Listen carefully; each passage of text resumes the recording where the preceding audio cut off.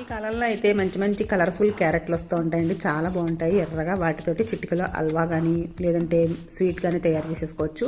చిన్న చిన్న ముక్కలుగా కట్ చేసేసుకుని ఇలా మిక్సీ జార్లో నేనైతే ఇందులో వేసేసి గ్రేట్ చేస్తున్నాను. లేదంటే మామూలుగా చాపర్ ఉంటుంది కదా కోరుకునేది, దాంతో కోరేసుకోవచ్చు.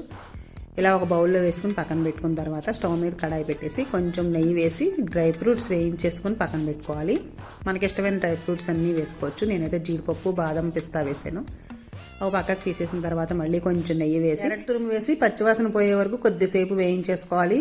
ఇందులోకి పాలు వేసుకుని, మేగడ పాలు ఉంటాయి కదా తొరక కట్టినవి, ఆ పాలు వేసుకుని కొంచెం సేపు దగ్గర పడే వరకు ఉడికించుకోవాలి. స్టవ్ లో ఫ్లేమ్లో పెట్టి కలుపుతూ ఉండాలి.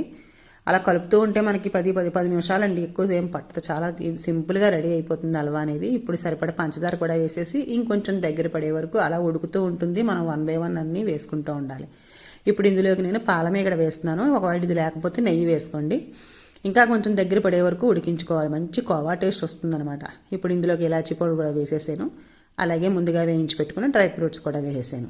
చూసారు కదా, ఇప్పుడు కొంచెం దగ్గర పడిపోయింది. టేస్టీగా హల్వా రెడీ అయిపోయింది. నచ్చితే ఒక లైక్ చేయండి. Thank you for watching.